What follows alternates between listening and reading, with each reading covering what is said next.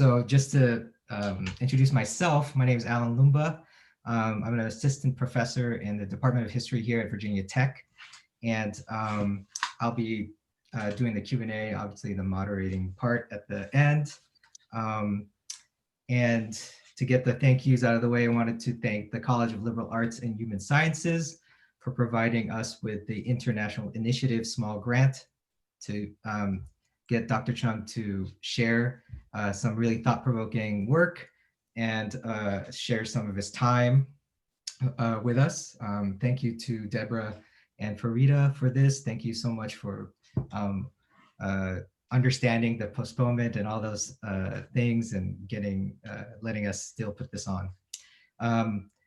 Thank you, of course, to the history department for all the support for all these talks. Also, special thanks to the Asian Cultural Engagement Center. And Dr. Nina Ha here is the director. Do you want me to introduce the Cultural Center, or do you want to do the work? It's up to you. It doesn't matter. Okay, I wrote it out, so I think. Okay, go ahead. I'll just do it real quick. So since its inception, the ACE Center, the Asian Cultural Engagement Center, has been an invaluable space for the Asia Pacific Islander Desi American communities here at Virginia Tech. The programming at events have been so thought-provoking and necessary. So providing some really relevant and extremely resonant stuff about the ongoing issues for the APIDA community, both local and global issues. And so I really want to especially thank Dr. Nina Ha and the ACE Center staff for all the hard work they've been doing, despite all the randomness of this semester, and being able to still put on some really interesting events, and especially helping out with this event, even though this all unfolded all weird. So thank you to everyone here who have made it so far. Hopefully we can get some other people in. But now that I've gotten that out of the way, I think I've eaten up enough time for other people to maybe make their way here. So I'd like to introduce Dr. Patrick Chung, who is an assistant professor of history at the University of Maryland, College Park. He specializes in US and global military history. His research interests also include the history of the US in the world, global capitalism, East Asia and Asian America. His current research focuses on the relationship between the growth of the military-industrial complex in the United States and the industrialization of East Asia during the Cold War. He is currently working on a book called Making Korea Global that traces the impact of the US military on the miraculous, in quotes, growth of the South Korean economy. Dr. Chung earned his PhD in history from Brown University and has a BA in history from Penn State University. And his work has so far been published in Diplomatic History and the Radical History Review. So today his talk will be called From Korea to Vietnam, Hanjin, the US military, and the containerization of global trade. So welcome, Dr. Chung. Really happy that you can make it here. Thank you so much. Good afternoon, everyone. I want to first thank Dr. Lumba for the invitation, as well as the history department and everyone at Virginia Tech that made this possible. And finally, for all of you for attending yet another Zoom meeting. I know if you're anything like me, you're already zoomed out. So the title of my talk, as Dr. Lumba said, is From Korea to Vietnam. To give you a little bit of context, it draws from my larger book project, which is entitled Making Korea Global. And the book is most broadly a global history of the US military-industrial complex. It uses South Korea as a lens for understanding the impact of the US military and US military spending on the formation of the modern world economy. This talk will examine this larger process through a case study of the Hanjin Corporation, which is one of South Korea's largest multinational companies. It's the parent company of Korean Airlines. So it'll be a case study of Hanjin as well as the shipping container. I'm happy to talk a little bit more about the larger book project and maybe the talk's relationship to it in Q&A. But for now, I'll turn to the subject of today's talk. Cho Jung-hoon saw the future of the shipping industry in the spring of 1966. On the docks of the South Vietnamese port of Chinon, Cho first saw the intermodal shipping container in action. As he later recalled, he sat mesmerized for 2 hours as he marveled at the speed with which the steel boxes transferred tons of cargo to and from the harbor. Cho had recently arrived in Vietnam on the behalf of his company, the Hanjin Corporation. A successful transportation in his home country of South Korea, it was about to embark on its first overseas venture, working for the US military, who was escalating its war efforts in Southeast Asia. While Hanjin focused primarily on trucking and stevedoring during its time in Vietnam, it was the container that remained on Cho's mind during the subsequent years. He returned to Korea determined to join what he would later call the, quote, shipping revolution. He worked, built ties to various shipping companies and promoted the use of intermodal shipping containers in his native South Korea, eventually realizing his ambition in 1977 with the founding of the Hanjin Shipping Corporation, which would go on by the late 1990s to be among the largest transportation and shipping operations in the world. What are we to make of Cho's remarkable success? Was it due to the entrepreneurial vision and hard work that is touted by Cho and the Hanjin Corporation itself? Was it just luck? Could any person or company have succeeded if given the same opportunities that Cho were? In answering these questions, this talk seeks to provide more than the history of a single company.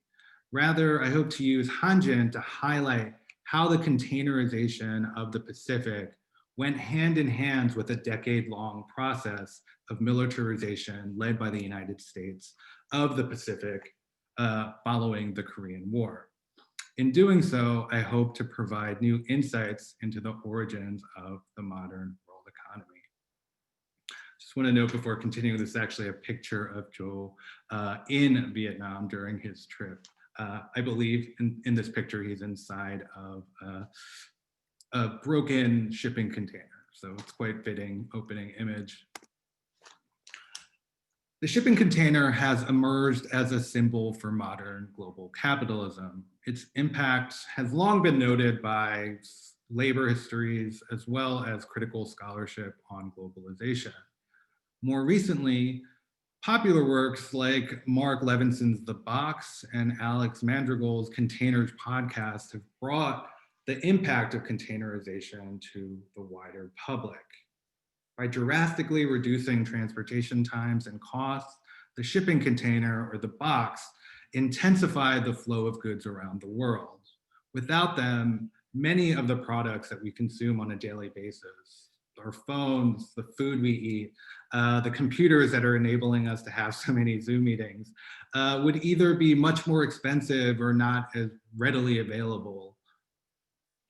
This talk will show the US military was a driving force behind the adoption of the shipping container. While the earliest forms of intermodal shipping container can trace back to the 19th century, the more recent iteration really can be traced back to the US military's experiments with container shipping dating back to the latter phases of World War II and the Korean War. During the Vietnam War, the US military fully embraced containerization, and in doing so, it helped popularize and standardize container shipping as we know it today.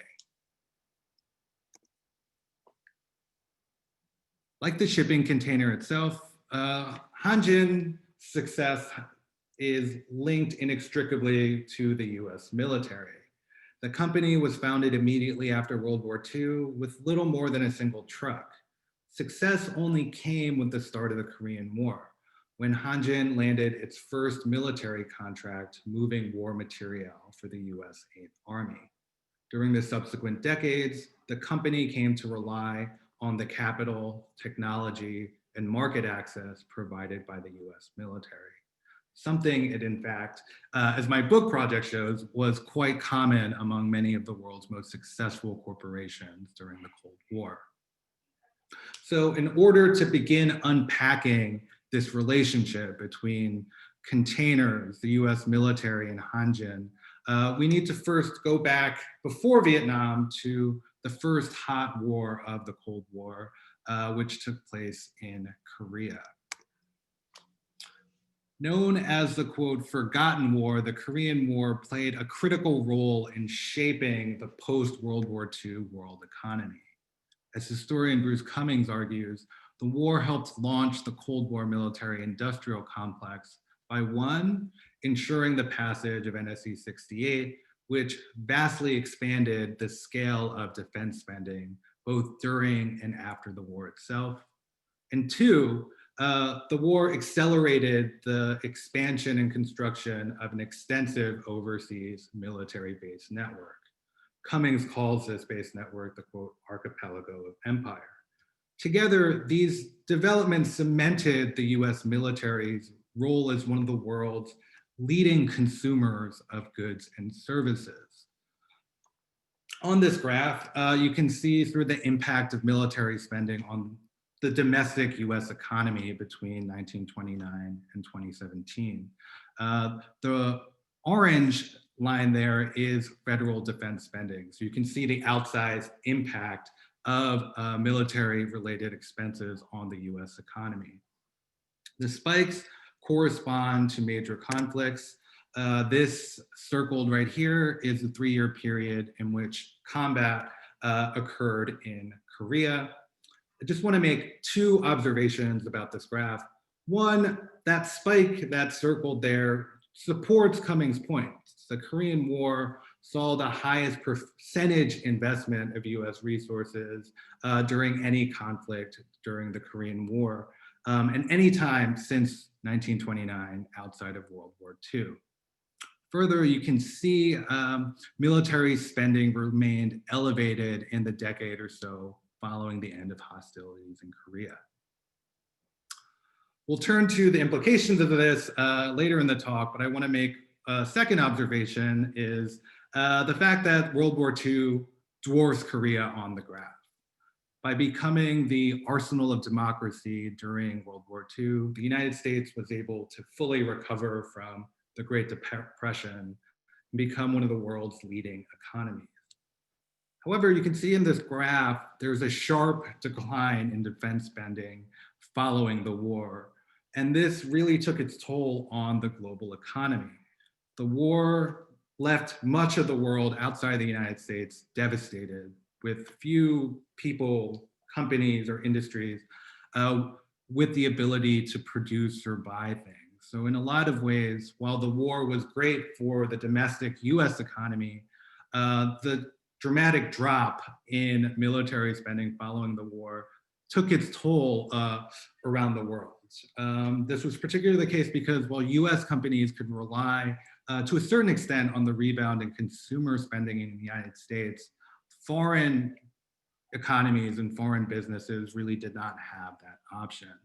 It's for this reason that the spending that occurred with the outbreak of the Korean War was so important for understanding sort of the revival of the world economy during the subsequent decades.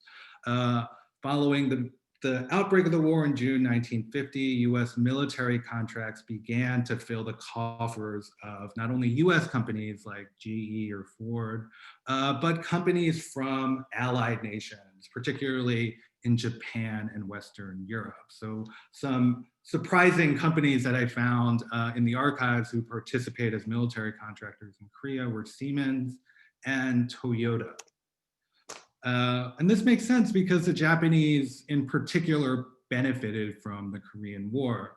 The economic boom that occurred from US military procurement in Japan led then Prime Minister Shigeru Yoshida to call the war a, quote, gift from the gods. Why was the war so lucrative? And especially, why was it lucrative for companies we don't necessarily associate with being a military contractor? At least I don't, like Toyota, for instance. A large part of the answer lies in the way the war unfolded on the ground. So broadly speaking, the war itself had two stages. The first year of the war was characterized by rapid advances of troops up and down the peninsula. And then the subsequent 2 years by a protracted stalemate along the 38th parallel. That first half of the war, that first part with the rapid troop movements is pictured on these maps. The movement of troops up and down the peninsula during the first year is visualized on the maps by the blue and black lines. They highlight, in many ways, the main challenge facing US military planners, moving troops and supplies to and from the front lines. When the war began, US military officials quickly found that South Korea had little to no transportation systems that could support its UN operations. The roads were poor, most of the rivers and streams did not have bridges, and the North Koreans destroyed the limited railway system that was built up by the Japanese during the colonial period. Basically, the US military found that they had to build supply lines wholesale. Infrastructure construction became an essential part of military tactics. So what you see over the course of the war, particularly after that first chaotic year, is that construction and industrial equipment and supplies were imported into Korea just as much and in sort of larger quantities than even sort of weapon systems. This table demonstrates the kind of construction boom that occurred during the war itself. You could see there were massive improvements to the country's transportation systems. Almost 5,000 miles of roads and railways were built. For US military officials, these numbers really helped sort of formalized tactics and plans and really sort of translated to the smoother running of operations. However, for US military contractors, these numbers were of much more interest. And this is sort of what I want to focus on today. This table shows the amount of money that the US military invested in construction alone during the war. It shows that the US military invested about $117 million building out transportation systems.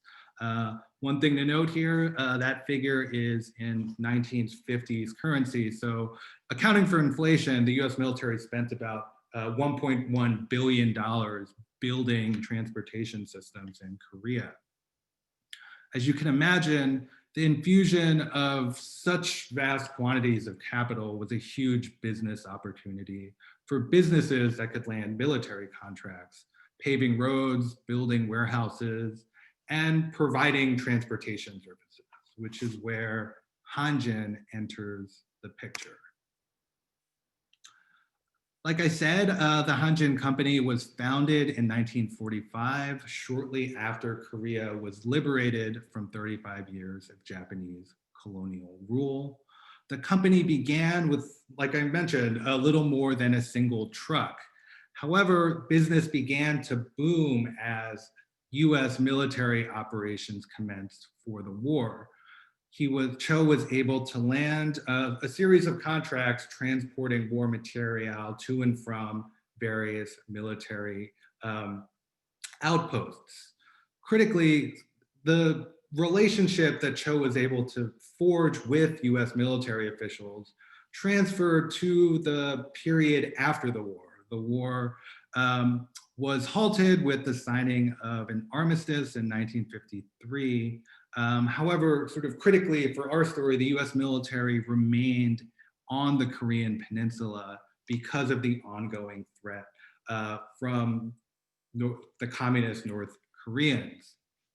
Following the war, Hanjin landed its first prime military contract, continuing to supply transportation services. You can see on this map all of the major military bases and installations that were either built or expanded between the end of the Korean War in 1953 and 1961. This was a gigantic sort of process that continued the building boom that ensued during the war itself. It's estimated that about $4 billion in various military and civilian assistance dollars entered into Korea from the United States during that period following the war itself.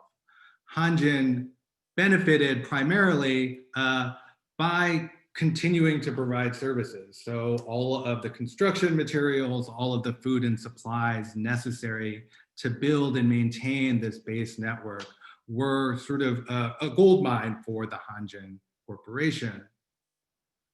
These contracts, in addition to filling the company's coffers, helped the company expand. Using profits from military contracts, Hanjin expanded into various sort of different industries, including civilian transportation. You could see on this map a Hanjin bus terminal in Seoul, South Korea. So by the early 1960s, Hanjin was able to diversify based on sort of its profits from its military contracts.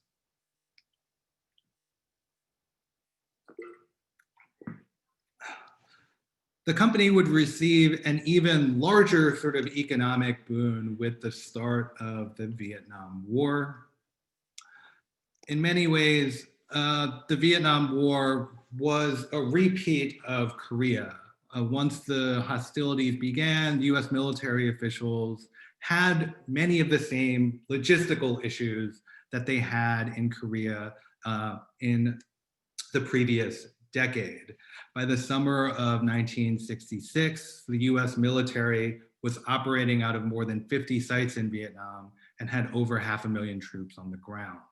You can imagine housing and equipping all of these soldiers was a challenge. And indeed, by 1969, the US military had built up a massive supply system, the cost of which exceeded $1 billion. You can see the breakdown of some of these costs on this table. As Korea was US military contractor, or as Korea was, Vietnam was a sort of economic gold mine for US military contractors. You can see the year after US ground troops enter, the amount of construction costs that the US military had in Vietnam jumped from about 21 million to over 220 million. In a lot of ways, Vietnam was even actually more lucrative for the defense or for defense contractors, because by the time of Vietnam, the US military had expanded the use of private firms to conduct its logistical operations. While private businesses were always involved in various logistical functions, it really wasn't until Vietnam that sort of all non-combat activities that the US military engaged with was turned over to private contractors. So this sort of increased scale of spending in Vietnam was complemented by increased privatization, which really intensified the amount of sort of business opportunities were available for military contractors. Part of the reason for these changes in military sort of operations was concerns about public opposition to the war itself. US officials sought to minimize both costs and casualties, particularly of US soldiers. So privatization helped serve these purposes in several ways. One was costs were saved because contractors often employed foreign workers who made much lower wages than their American counterparts. Furthermore, using contractors who employed foreign workers would help lower the sort of casualty figures, which became increasingly important as opposition to the war grew in the United States. Aware of this political situation and seeking to take advantage, officials in South Korea's Park Chung-hee government saw the war as an opportunity to help promote its plans for rapid industrialization and economic growth. They pushed their American counterparts to give Korean contractors preferential treatment in Vietnam. And in return, they offered the deployment of South Korean soldiers into the conflict. At the time, the Johnson administration was seeking to get further allied support for the war effort, and the South Korean government sort of rushed to oblige. The two sides signed an agreement on March 1966, which has subsequently been known as the Brown Memorandum. It stipulated that the South Korean government would send combat troops to fight in Vietnam in return for a series of economic concessions, one of which was the preferential treatment of Korean companies in contracting decisions. The agreement basically opened the US or sort of US defense spending, or the DoD coffers, to Korean businesses, particularly those providing services that the US military needed, construction and transportation being among them. The same month that the Brown Memorandum was finalized, Hanjin secured its first Vietnam contract. This is sort of what led to Cho's trip to Vietnam this talk began with. In sort of considering how the company was able to finalize sort of its contract so quickly, I think its decade-long relationship by this point with the US military played a large role. Over the course of the war, Hanjin would continue to find a robust market for its services. Between 1966 and 1971, the company made about $116 million from various US military contracts. In addition to profits, Hanjin was also able to gain access to new technologies by working with the US military in Vietnam. The most important was the intermodal shipping container. The widespread use of shipping containers in Vietnam began with the DoD's decision to implement shipping containers and its signing of a contract with the Sealand Corporation in 1967. The American company was founded by trucking magnate Malcolm McLean, who for the previous decade and a half really proselytized about the benefits of intermodalism. So he really sort of pushed for more companies to adopt the shipping container because he knew that having more companies use his specific shipping container, so the patent for his specific intermodal shipping container is pictured here, would ensure that his company and sort of his technology would become the global standard. So signing a contract with the US military to provide shipping services for the war was a major coup for McLean. For the US military, I think these two pictures really highlight the reason for their decision to use the intermodal container. The major innovation of this new technology was the idea to use containers that could be moved primarily using cranes to and from various modes of transport. The same container could be used on a ship, that can be used on a truck, and in other places used on a railway. Previously, the process of loading and unloading ships was much less automated and much more manpower intensive. So you can see on this slide the difference between the process of unloading cargo during the Korean War versus the Vietnam War. Engineering studies that were conducted by the US Army during the early 70s confirmed its decision to use containers. They found that new technology improved vessel turnaround by about 500% and manpower efficiency by over 600%. So the sort of increased speed and lower cost of shipping containers led the US military to pretty much containerize all of its shipments to and from Southeast Asia by the end of the war. Sealand obviously reaped enormous profits from the contracts themselves, but its success in Vietnam also really boded well for its technology.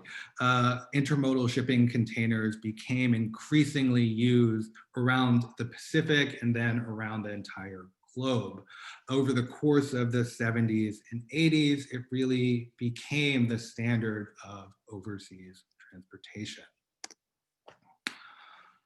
Hanjin was a prominent player in this process, working at the same sites that Sealand provided Cho and Hanjin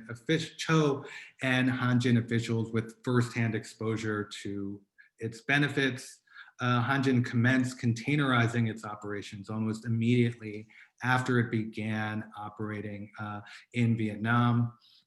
Like McLean, Cho advocated for the new technology, particularly in South Korea.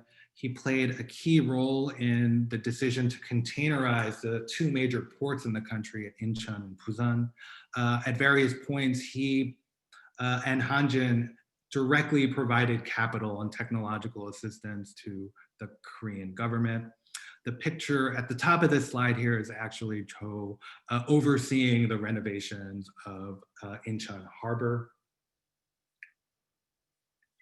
In addition to proselytizing for the new technology, Cho actually was able to implement it into his own company's operations. It did so by growing out its relationship with Sealand.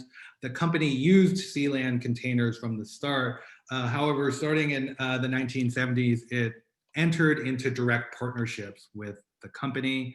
In 1970, Hanjin signed a distribution contract to provide national and regional shipments for Sealand shipments that cross the Pacific. Over time, using the technology provided by Sealand, Hanjin was able to expand and operate its own trans-Pacific shipping lines. One of the major sort of culminating events in this process occurred in 1986, and it's pictured below. To, I believe, your left, it's a picture of Cho celebrating the start of Hanjin container services between Hong Kong and New York. By the 1990s, Hanjin emerged as a leader in container shipping. Testifying to its growth, the company bought a majority stake in the German shipping company Senator Lines in 1997.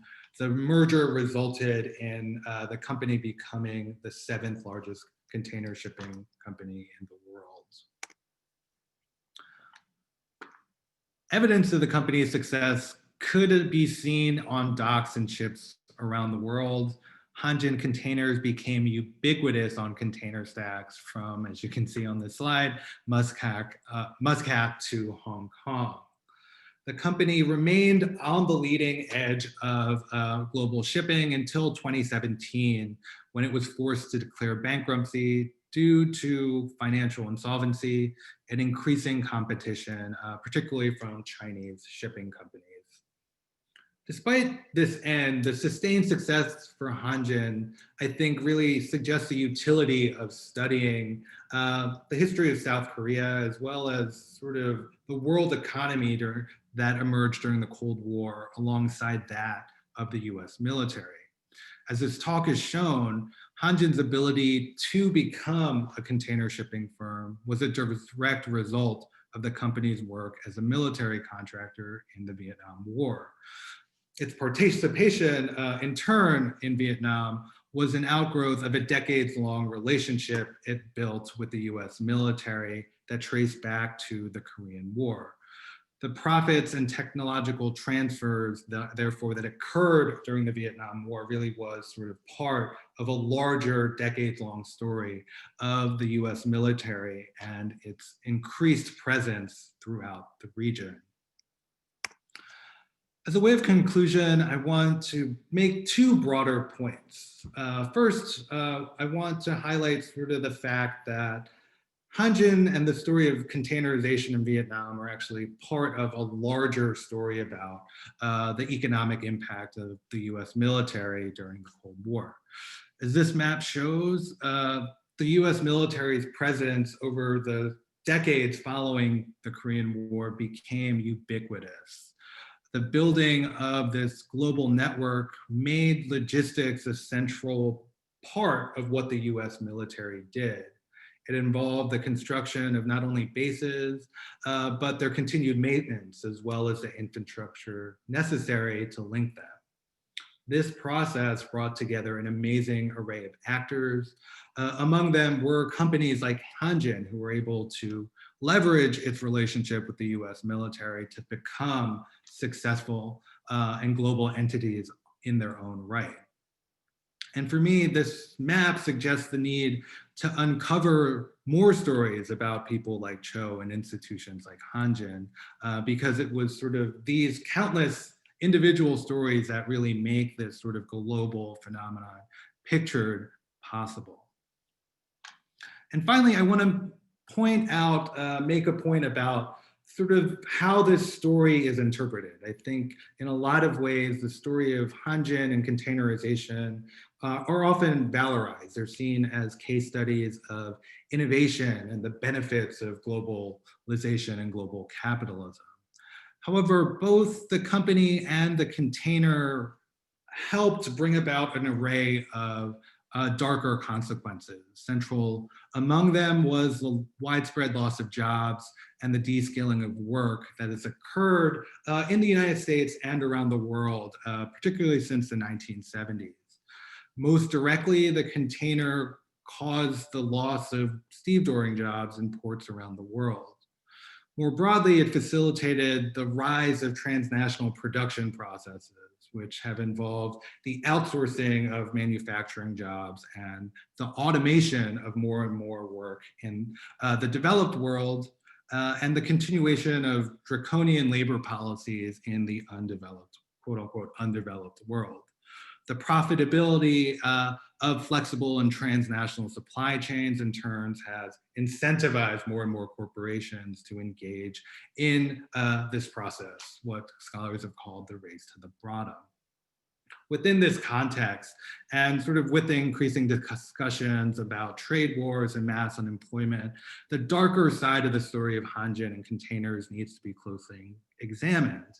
And given the central role that the US military played in the stories of both, I think a good place to start is reevaluating and interrogating the deep-seated relationship between the US military, multinational corporations, and sort of the emergence of our current day global economy. Thank you. Thank you, Patrick. Just a reminder, please feel free to, okay, so we actually have a question. I had a couple questions, but already there's a question from Jungwon Kim. I just want to echo that it was a fascinating talk. Thank you. You couldn't hear the applause, but I could hear it in my head. Here it is.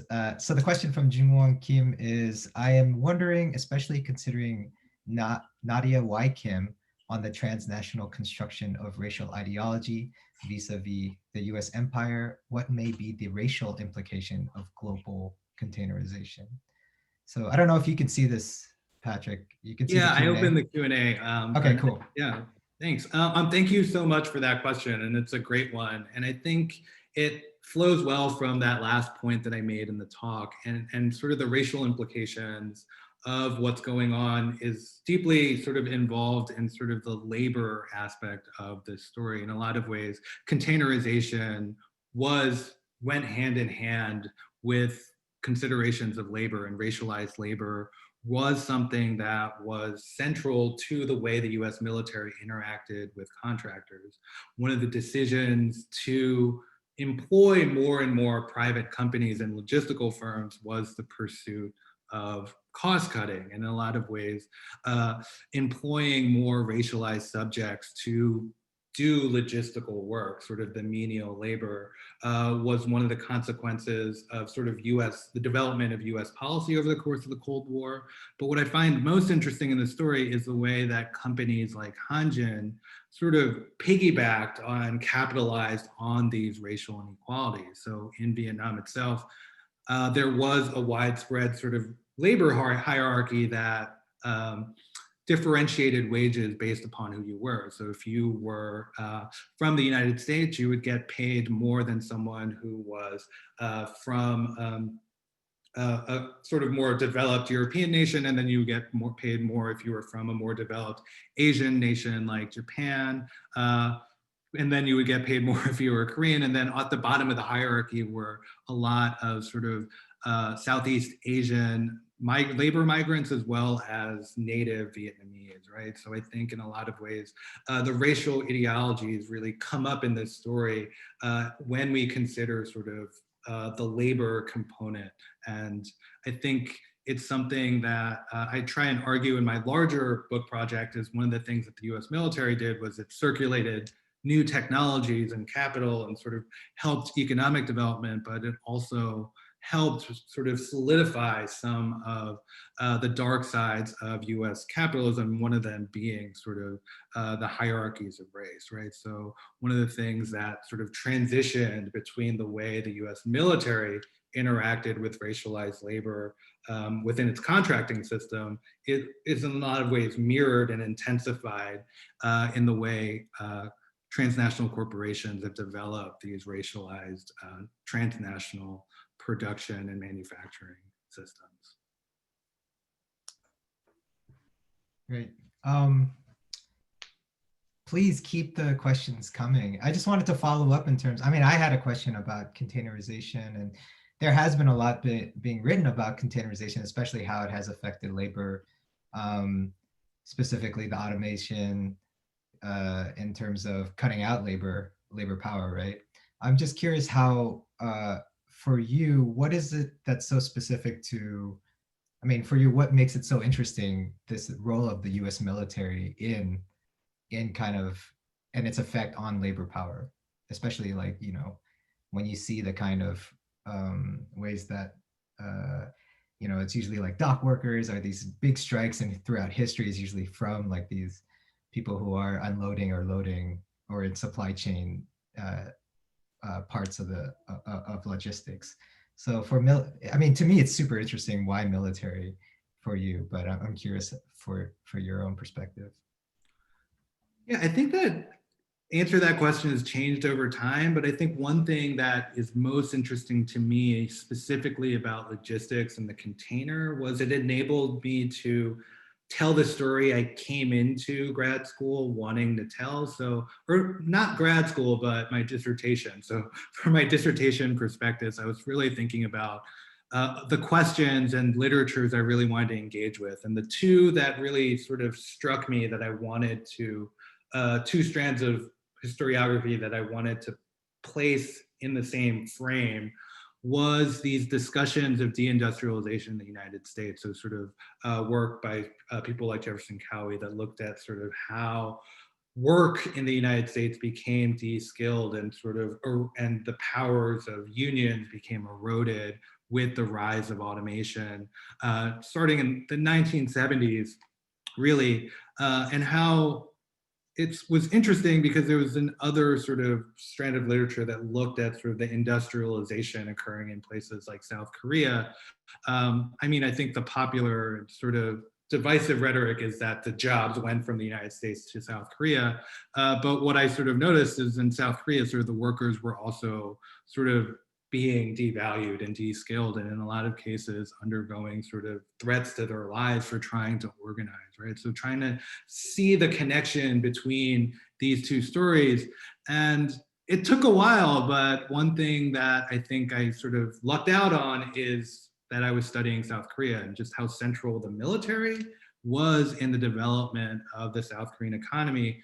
And as I studied more about the operation of the military, particularly in sort of the realm of logistics, I think sometimes you talk about the US military as primarily an organization that engages in combat. But what happens during the Cold War is that much more sort of time and resources are spent actually maintaining the US military's presence in places like South Korea. So I found in the US military an ability to tell the stories of sort of workers in South Korea and the United States in the same framework, because the US military in a lot of ways acted as a conduit for the technologies and sort of their management systems, as well as sort of the transfers of jobs and production processes across national borders, right? In a lot of ways, I really sort of came to see the US military as this sort of clearinghouse for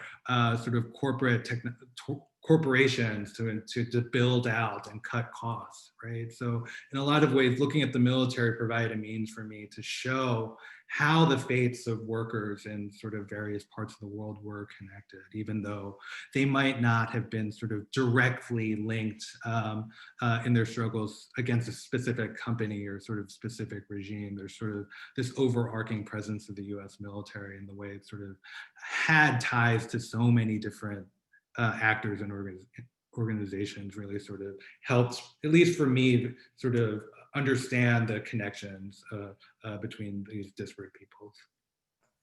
Right, and that's what's so interesting. It's not, you don't need a big conspiracy theory about militarization and how it affects private, this privatization or how corporations profit off it. It's actually just, it's very much space that's opened up by the military, and these connections are made maybe by happenstance, but that's what's so interesting about it. So we got a question in the chat. I don't know if you can see that. But it's from Sehun Park. And just to say it to the audience who maybe can't see it, but the question is, I'm wondering who were the counterpart technicians and engineers dealing with the imported technologies in Korea? For example, how were they trained?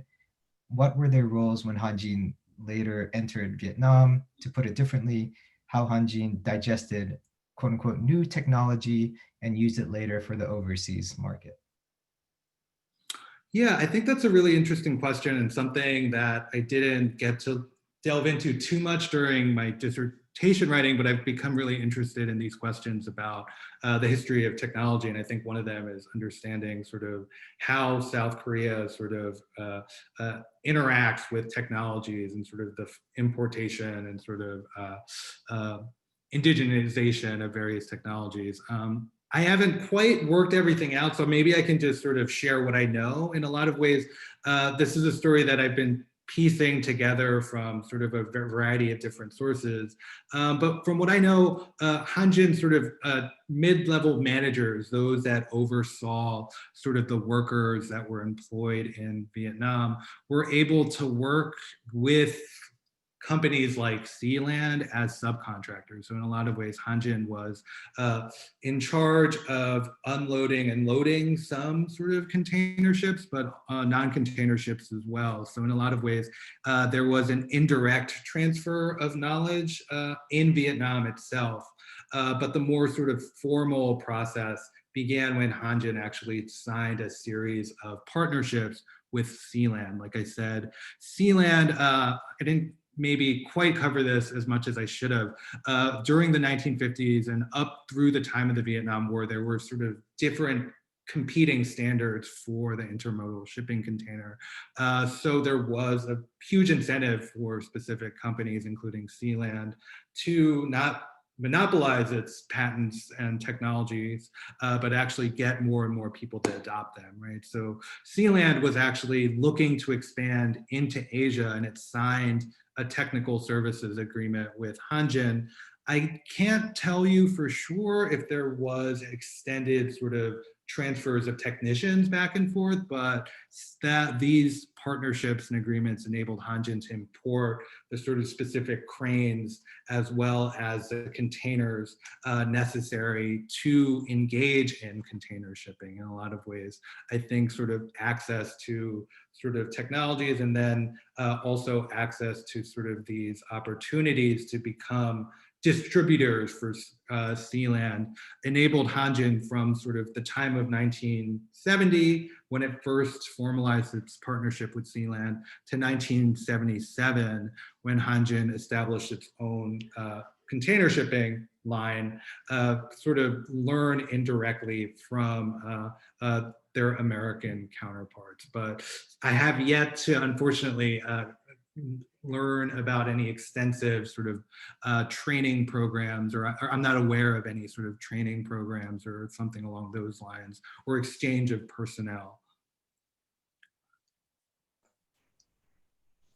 One thing I mean, I can comment on a little bit is this is something that I can sort of piece together indirectly is the system of hierarchy of sort of differentiated wages was something that Hanjin began to employ after Vietnam as it expanded to markets abroad. Hanjin paid workers differently depending on whether they were Korean or not, and in some ways whether they're sort of how the prevalent sort of racialized ideologies differentiated wages. Hanjin was really sort of on the cutting edge of that when it came to cutting down on labor costs.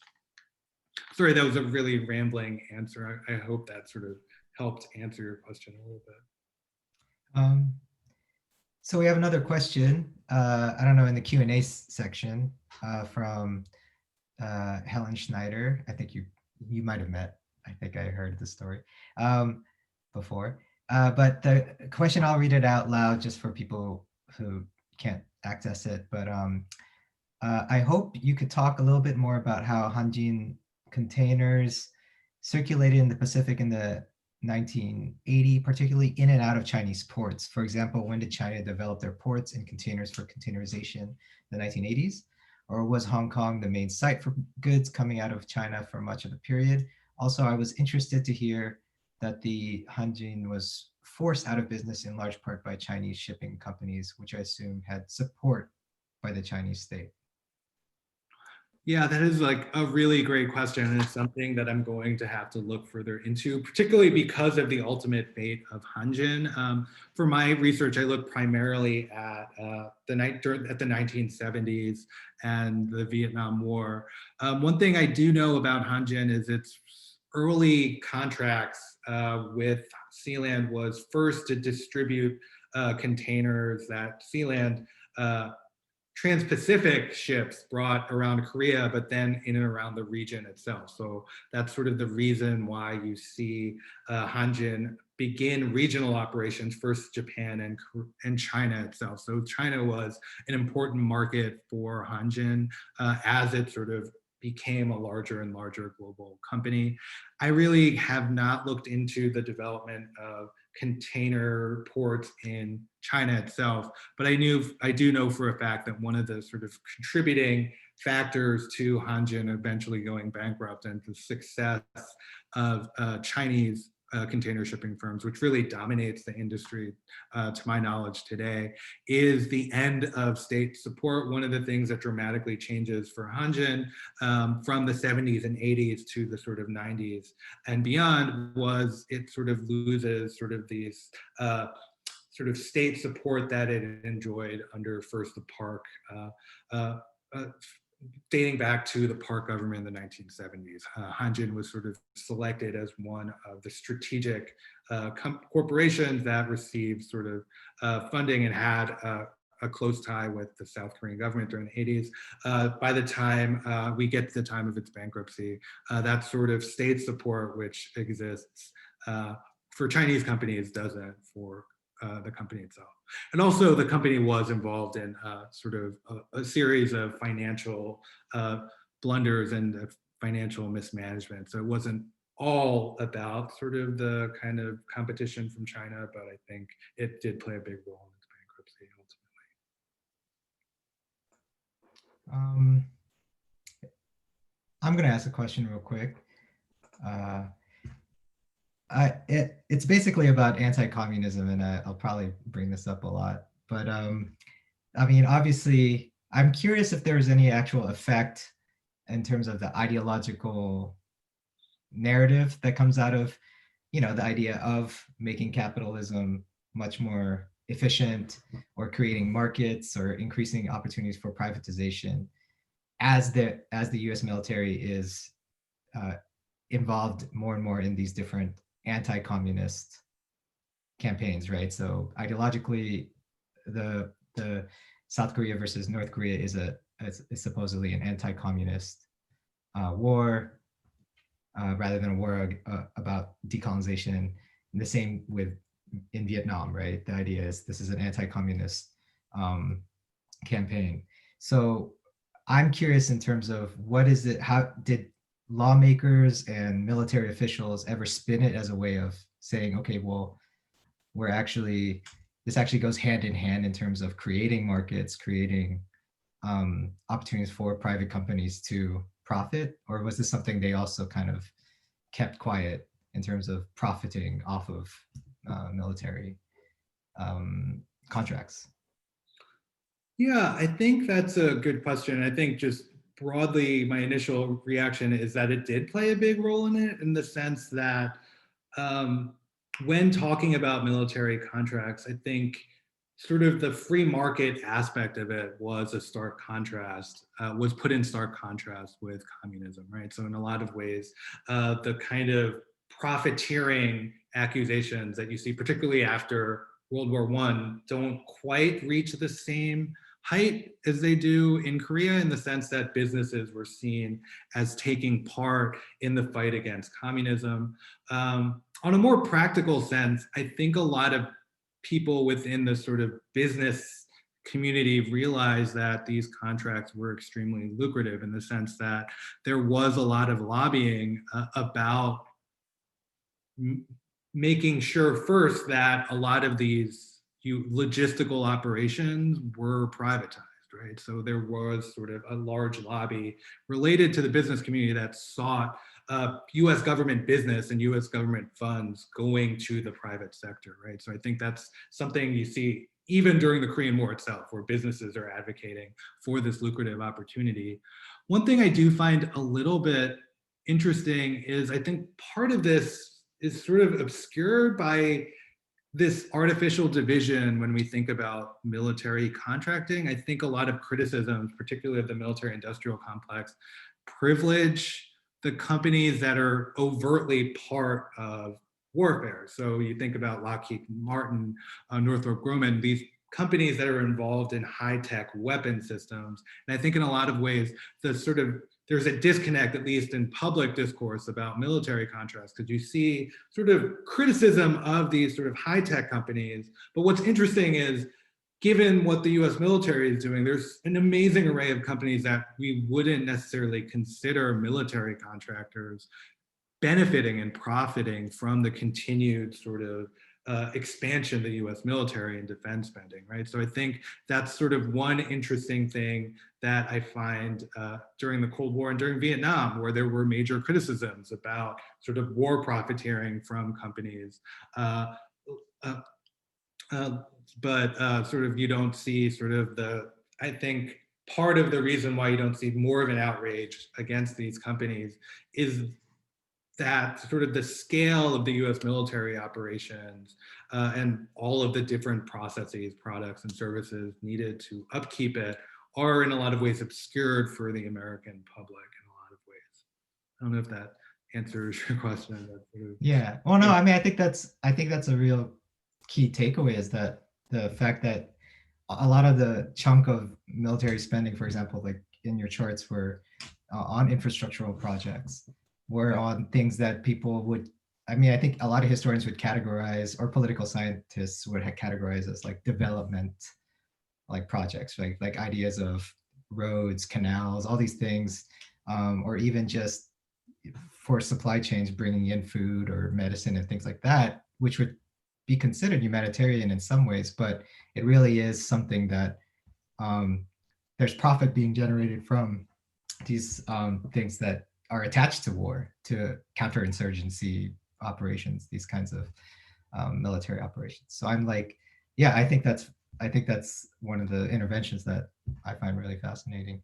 I can quickly follow up on that. And I Yeah. think, like, going back to your original question, I think part of the way in which the US's role in the world has been discussed is sort of kind of obscuring of the military. I think in a lot of ways the US has sort of talked up the way sort of its developmental agencies have helped bring about sort of improvements all around the world.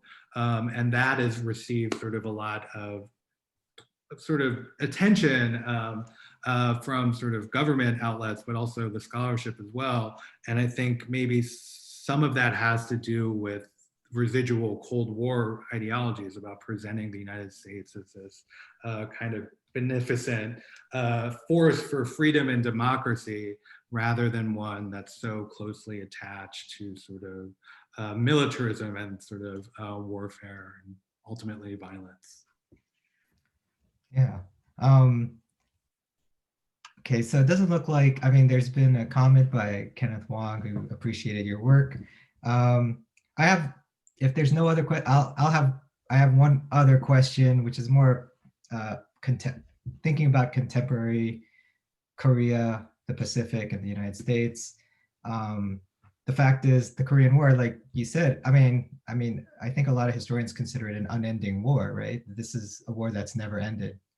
And I'm curious how you see that relationship being played out under contemporary. You don't have to answer this as a historian, obviously, but how it seems to be in some ways intensified, but in some ways morphing into something else under the US's or the United States' own changing place in the Pacific. Like, how is this unending war ever going to be resolved? How do you see the, basically the way globalization hasn't really done anything to unite the peninsula in any way? All these different things that supposedly were supposed to end this war never really quite played out the way it was supposed to. Yeah, I think that's a really important and timely question. And a lot of people have commented on this because it's the 70th anniversary of the war itself. And I think, one, the most important thing to note, it is not over yet. The armistice officially ended combat, but the war is actually going on. And I think the continued presence of the US military in South Korea is sort of the kind of main piece of evidence for that. I think if I want to relate it back to the talk, and one thing that I think is interesting that might relate back to this question is the fact that the Korean War generated a sort of network of interests, sort of economic interests related to the continuation of sort of the US military's presence in South Korea, but also sort of the general militarization of the US economy. Is sort of one of the largest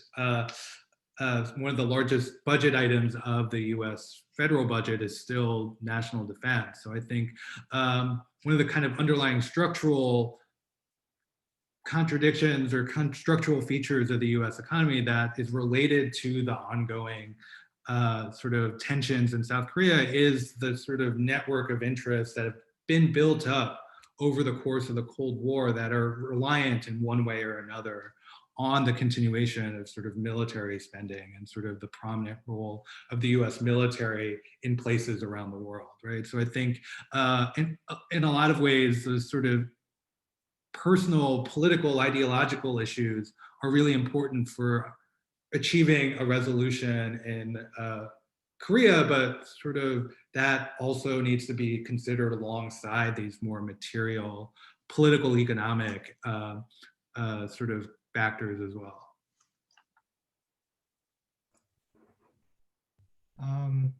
Thank you. That was like an unfair question, obviously, but and we could talk more. It's like, what are you, a prognosticator, right? It looks like that's all of the questions. Thank you to everyone. So I'll just end this up. Thank you to everyone for attending despite the mishap in the beginning. Thank you again to class, to the history department, to the ACE Center, especially Nina and the staff. Thank you to Dr. Patrick Chung for sharing his work. It's just amazing stuff, and we're all looking forward to seeing that book come out.